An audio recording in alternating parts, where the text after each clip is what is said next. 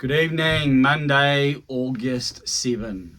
It's around 6:13 p.m, which is not just a pointless piece of information because as we sat down at 5 p.m. for the All Blacks announcement, we were told 5:13 p.m. Not a minute early, not a minute late. Well, in fact, it was a couple of minutes late, but the wait was worth it because none other than the maestro himself, McCausomness, Richie McCaw, came out and did his best to read the names without fumbling.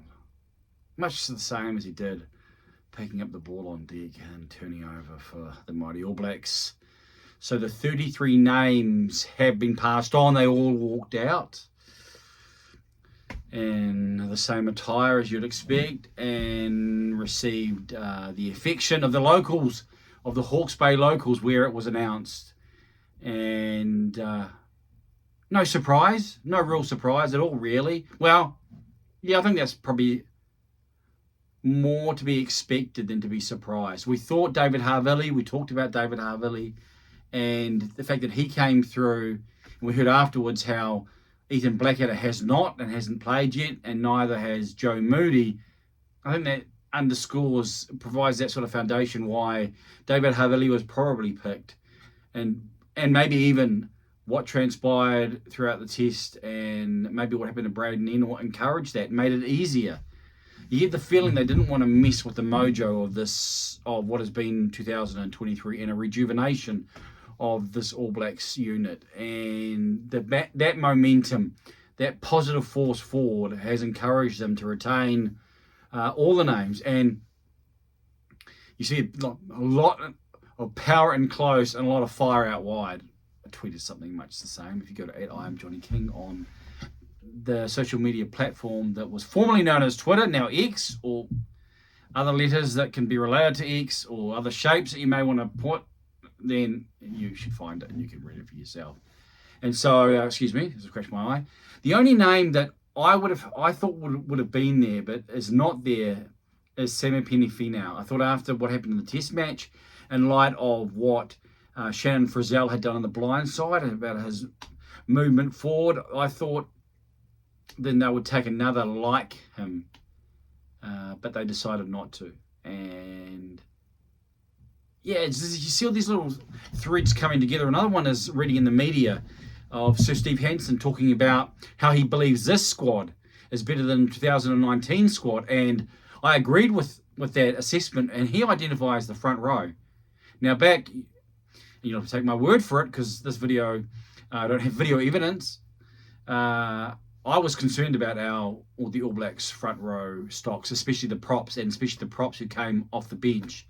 I'd seen what had happened when they came on previously, and they'd gone backwards, and that wasn't good. And you need a solid foundation. It's been proven just for this past weekend, and I think we have that. I think the props that have been chosen. And you got your two sort of certain starters, your two young guys, and your two experienced guys. Interestingly, you got the Blues, basically the Blues props and the Crusaders props there. So Tamaiti Williams and Fletcher Newell, and Ofatunga Fasi, and Nipola Lala. Your four going with Tyrell Lomax and obviously Ethan de Groot. And so strong propping core there. And that's good. The foundation has been set there. A little concerned about Brody Retallick with his injury, 4 to 6 weeks, they're saying. But you see I guess that the games how they spread out. So the locking combination to start versus France will be the Crusaders combination of Scooter Barrett and Sam Whitelock, unless they throw something in there, and Tupuvai on the bench in all likelihood. So I'm sure you've seen the names. Obviously, Brad Weber didn't make it, although 3 names have been added for a couple of weeks beforehand, one being Brad Weber, the other being Samipeni Finau, and the third, and I have mentioned his name before, George Bell. Now, he's out of Crusaders Canterbury country, and he is a talent in the hooking spot. Asafo Amor apparently done, I think it was a calf, whatever it is, 8 weeks, so he's out. So, in light of that, the All Black squad has been named. What are your thoughts? Is there a player who you think has been either lucky or unlucky? as we project forward, we've seen how the All Blacks have tried to play rugby in this year and how they've asserted themselves, the intentionality. And I think the squad is interesting. 18 forwards, 15 backs. A lot had 19 forwards and 14 backs. And there are a lot of backs who can cover other positions. I mean, I just had someone message me on social media, and you think of the guys, like even in the starting lineup, the starting 12 started in 15, the starting 13 started in 11, the starting 15 started in 10. No, you work through that. And then it's not even taking into account the guys like David Havili, who started in 15, who's in the squad. You've got Lester Whanganuku, who's a wing who can play the midfield. So you have these other guys who can cover, but obviously Damien McKenzie, 15, 10, 10, 15. So you have these other sort of positional covers. Anton Leonard-Brown, 12 and 13, but that's, I guess, more expected sort of cover there. So when you look at what the All Blacks have got, the players and their positions, I'm happy that both Amoni Narawa and Caleb Clark have made it. Obviously a limited number, but they both provide different emphases, and one's more dash and the other one's more brute. And so I think that can be helpful in terms of how they want to construct the game plan. I think it's pretty clear who they want in their positions, and so I think it's about having the options on the bench. And I think this is where the South African Springboks they talk about their bomb squad. Well, I've talked about a detonation squad, and I think that reflects our different philosophy. Like, I think that's the All Blacks will want to have the capacity to make you pay into the 80, especially if the officiating is going to allow for a lot of rugby. I spoke about the first test match between the Wallabies and the All Blacks, 44 minutes according to Eddie Jones, when 29 minutes is the average. And so if there is more rugby, and if it's more aerobic, and if there is the stresses that will no doubt be in place, and the knockout and the pressure and all that entails, I can see that the All Blacks won't be looking at necessarily shutting down a game at the end, but having the capacity to take a game up and on. That's why I personally, when I look at the squad and the players who are in the squad, I like a Fletcher Newell, a Tamaiti Williams, and a Samisoni Takiaho as my three front rowers on the bench. I like that because of what it provides, of what those individuals can add. And as long as I don't really have any issues with Fletcher Newell and Samisoni Takiaho, Tamaiti Williams in the scrum, there were some issues on the weekend, but I don't necessarily think they were due to him. So I think, I still think that they may err on the side of caution and they may go like with the Ofa Tongafasi, but I really like that potential. And I have personally ever had a Scott Barrett at 6, and therefore Shannon Frizzell at 8 and Adi Severe at 7. And I realise that's probably not going to be, that's not going to be the lineup. And as long as Fozzie, and he has shown they can pull Sam Cane when he needs to, then that should be okay. But the reason I quite like having those 3 locks, or potential locks, starting is then on the bench you can have 2 loose forwards. And so if you only have one, then if you only have 2 locks, and Tupu Vai is pretty assured of having a spot there. If you have 3, if you have 2, then either Tupu Vai or maybe it's Sam Whitelock. Just getting myself confused there. And that's, I just saw Sam Whitelock and what he did. Like, who was the most efficient and effective person at the breakdown on the previous test match? I'd argue it was Sam Whitelock. He was the Sam I am in terms of his turnovers. And so I think the All Blacks can do that. I don't know if they necessarily will, but the fact they haven't taken Sammy Pandy Finau means that that maybe what will happen in test match, maybe they'll shift Scooter Barrett to 6 and take Shannon Frizzell off and to bring on another lock, and whether it be Sam Whitelock. Obviously, early on, with Brodie Retallick injured, it won't be him. So Sam Whitelock will be starting. Therefore, Tupu Vai is the only other option. That's probably where I've got myself a little bit confused in my old age. So, yeah, I like the potential of raising the stakes. So 2 loose forwards such as Luke Jacobson and Dalton Papali'i in my squad, in my 23, that's where I see a real advantage. And for me, Cam Roigard is the number 2 halfback. And then in the outside backs, if you have Beauden Barrett and Richie Mo'unga, then do you? And I think Mo'unga's going to play. I'd be inclined to have 2. One, if you're going to pick, if you're going to stick with Will Jordan and Mark Talia and Beauden Barrett, then Leicester Fainga'anuku is definitely on my bench. And then I'd probably also pick another outside. I probably wouldn't pick a midfielder. They may do. They may. Anton Leonard-Brown and Leicester Fainga'anuku may be the 2, but I'd be inclined to pick someone, obviously, Narawa or Caleb Clark, and really have those options so that when defences are stressed and when they're tired, then you're able to attack them. But this is our team. The All Blacks, 33, to head to France. First of all, to London and take on the Springboks in a couple of weeks. And then to head over and prepare for a tournament that will, in many respects, either be the capstone of the previous 4 years, as in continuing the narrative, even though 2023 has been distinctive, or one that will, in some respects, rewrite this history. Because we've looked and we've been through a pretty challenging time if you're an All Black fan, and things haven't seemed like they were had any rhyme or reason, and yet they've finally got there in the 4-yearly cycle, or the every 4-year cycle. And so it is obviously a very big tournament, significant for Ian Foster, with Scott Razor-Robertson taking over in November. And so no matter what transpires, then I guess there's somewhat of a bitter aftertaste for the men, especially if they're successful. And if you're an All Blacks fan, that's obviously what you want.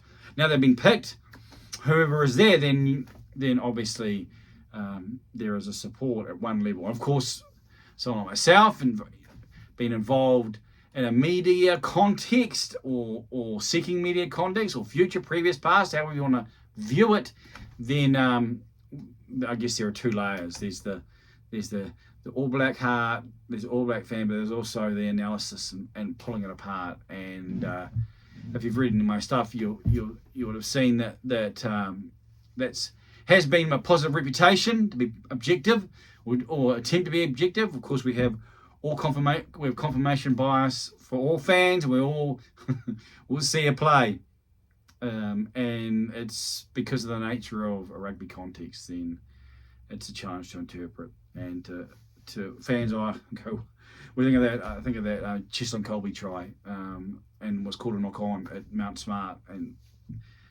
you see that where you're from is probably how you interpret it. And so there's going to be that case. But I look forward to the rugby journey through Rugby World Cup 2023. We're going to be offering a lot of media on this channel, on this platform. Hopefully, all things go according to plan. What you see here is not what you'll get into the future. We have the plans, and I think I'm actually knocking the camera, which is probably not very helpful. So yeah, there is a transformation that's taking place that will move it from being from the look that is maybe your auntie's bedroom to something that maybe will be more representative of a sporting studio. We'll see if that transpires or how that transpires over the coming weeks. But I invite you to stay. And if you haven't subscribed, then please subscribe to this YouTube channel, because that actually does make a difference. As you'll be able to see, I've had this channel for a long period of time, but I haven't used it really in any intentional way. I provided some coverage 10, 12, 13 years ago, or maybe even less than that, maybe 10 or 12, maybe in that sort of range, for a period of time when I had a phone that made it easier. It was not a phone, a little camera. It was called a Flip, and it was all set up to be able to upload to YouTube, which made it possible. But that lasted only for a short period. But this has been in terms of my communication and trying to drive this channel so that it can become a sustainable, independent voice and resource from Aotearoa New Zealand to a rugby world, about a rugby world, and that we can journey together and talk about it and interact and engage and offer media content that may be a bit more distinctive if you know me, you know the labels that are often affixed to me, and creativity, and a use of language has been two monikers or two descriptive monikers that have been talked about in my context. So please subscribe, please share, please pass it round, please respond and comment, please like. All these things are important in a social media world, which is in and of itself, it's an interesting sort of orbit that we take each day as we look at our phones and enter someone else's world and they enter ours. So thank you for watching. It hasn't been too long. I don't think we need too much on this squad, because I think it is very much as you would expect. David Havili was highlighted as likely. There was a lead up to there. And apart from that, the names are all inside. Yes, Sami Penifeau will be feeling pretty disappointed after the high of Saturday, but his time is coming. His future is now. I mean, the likelihood of injuries at a World Cup. I mean, let's think back to 2011 and what transpired with our number 10 or the All Blacks number 10. So the likelihood of injuries is realistic, and with Shannon Frizzell apparently signed, sealed, and delivered for overseas next year, then there is a number of changes. So we're about to enter new territory, not only in this World Cup, but also what it will mean post this World Cup, when the reign of Razor will begin, and that will bring a whole new culture and dynamic and crew and selections and cycle that will then enter. I think it's 2025 as the Lions, 2026 a new global calendar, and 2027 the next Rugby World Cup in Australia. And who knows, if this channel grows, just imagine what we might be able to do, what we've been able to do in the past. One of the reasons why, from humble origins, you may not know this, and it isn't online anymore, but I was able to interview a previous Test player of one of the 2015 playing nations and talk to them about the Rugby World Cup. That was far too late, far too close. I mean, this is close enough in terms of trying to do everything that's happening now to the Rugby World Cup and have enough time to be able to build the momentum. But that was even closer. It was a good time, but it was a crazy time. But there are media that I'll pass on in its due course, because it has been passed on previously. And I spoke to those like Willie Losay and Joel Evanderi, two in a rugby world that are passed on. And so stay with me. Be part of the process in all the various ways. And if you have any other ideas, then you can be creative. Anyway, this All Black squad has been named. They head to London, then they head to France, and on Saturday morning, September the 9th, 7:15, I believe it is, New Zealand time, they'll be standing, belting out the national anthem, passing on, offering the haka, presenting the haka, and then looking to take on and beat and best Le Bleu, the hosts and home side France. And that will begin an extravaganza until I believe it's October 29th, where the final will be. And of course, every person watching this has their team that they hope will be playing and have the opportunity to raise William Webb Ellis. Exciting times. Thank you for watching. Again, subscribe, share, connect. It's been real. I'm Johnny King, over and out from Middle New Zealand.